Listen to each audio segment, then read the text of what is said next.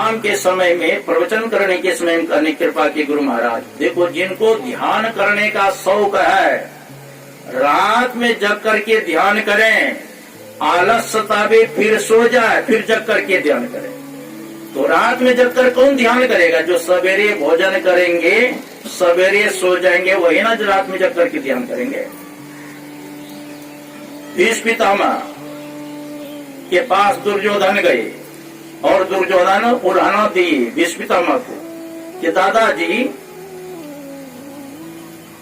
आप युद्ध करते हैं लेकिन मन से युद्ध नहीं करते हैं।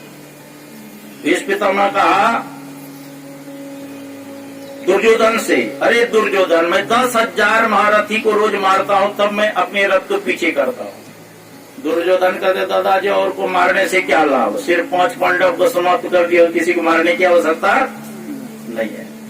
तो भीष्म पितामह ने प्रतिज्ञा कर लिया, कल 5 पांडव को मैं समाप्त करूं। अब तो कौरव के दल में खुशी छा गई, पांडव के दल में हाहाकार मच गई।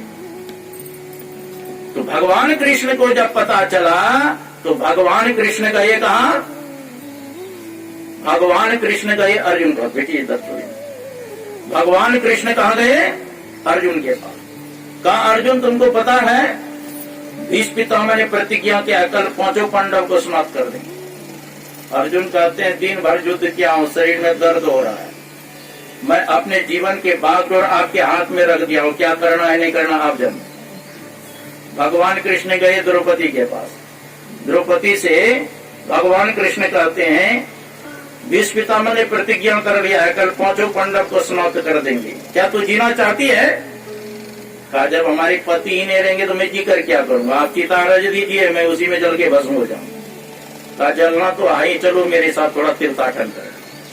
द्रौपदी को साथ में लेकर के 12 बजे रात्रि में भीष्म पितामह के शिविर के पास गए और भगवान कृष्ण कहते हैं द्रौपदी जाओ दादा को प्रणाम करके आशीर्वाद दो। द्रौपदी कहते जिस दादा ने हमारे पति को मारने के लिए प्रतिज्ञा किया, आप कहते उसको प्रणाम करने के लिए? भगवान कृष्ण कहते हैं मेरा आदेश है, जाओ प्रणाम करने। खुद ही बाहर खड़े रहे, भीतर भेजा पंचाली को, यति बर बाबा के चरणों में अपना मस्तक धर दो। अर्धरात्रि की बेला में भी भीषम की लगी समाधि थी, मन प्रभु चरणों में लीन हुआ, उस जगह न कोई व्याधि थी। कृष्णा ने जाकर चरणों पर सर रखा, कृष्ण मतलब द्रौपदी, कृष्णा ने जाकर चरणों पर सर रखा। बाबा भीषण एकदम चौंके, देखा एक सधवा नारी है और चरणों पर शीश झुकाती है, उसकी तन की रंगी साड़ी सधवापन का दर्शाती है। आशीर्वाद मुख से निकला, सौभाग्यवती बब हो बेटी, तेरे हाथों से मेहंदी का रंग न छूटे बेटी, सौभाग्य तुम्हारा अचल हो, सिंदूर से मांग न खाली हो, वर देता हूँ मैया बेटी तू वीर कुमारी वाली हो। कृष्णा ने सुनकर तुरंत कहा, कृष्ण द्रौपदी, कृष्णा ने सुनकर तुरंत कहा बाबा क्या बतलाते हो, कल और आज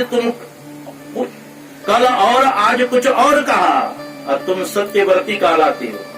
मेरे 5 पतियों में से यदि एक भी मारा जाएगा, आशीर्वाद बाबा क्या तेरा झूठ नहीं कहलाएगा?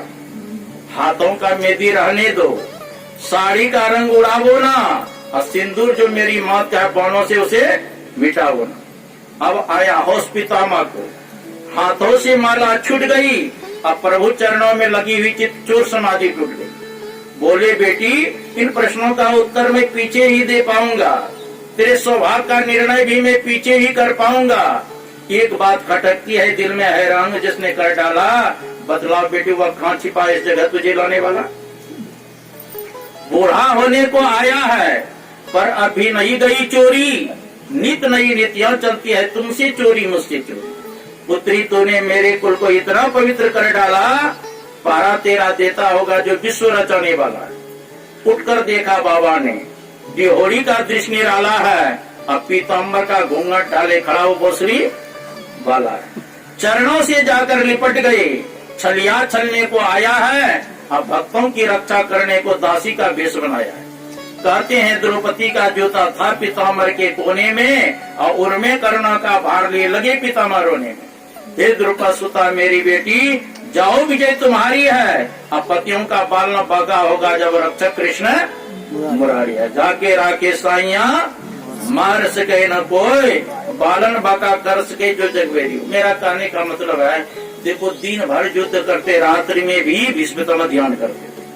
और गुरु महाराज हम लोगों को आदेश दिए है 3 बजे भोर में ध्यान करना चाहिए, फिर स्नान के बाद ध्यान करना चाहिए, और संधि वेला में संध्या के समय ध्यान करना चाहिए। और जब सोने के समय जाते हैं बिछावन में, कम से कम 2-4-5 मिनट ध्यान करके सो जाएंगे तो बुरा स्वप्न नहीं होगा। तो हम लोगों को गुरु महाराज के बात मान करके सत्संग नित्य करें, ध्यान नित्य करें, 5 पापों से बचे, यह लोक परलोक दोनों सुख में होगा। इस निमित्त यह सत्संग रखा गया था। मैं गुरु महाराज से प्रार्थना करता हूँ कि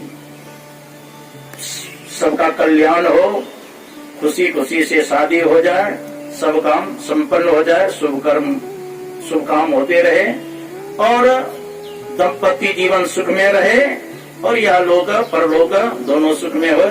बोलिए श्री सद्गुरु महाराज की जय।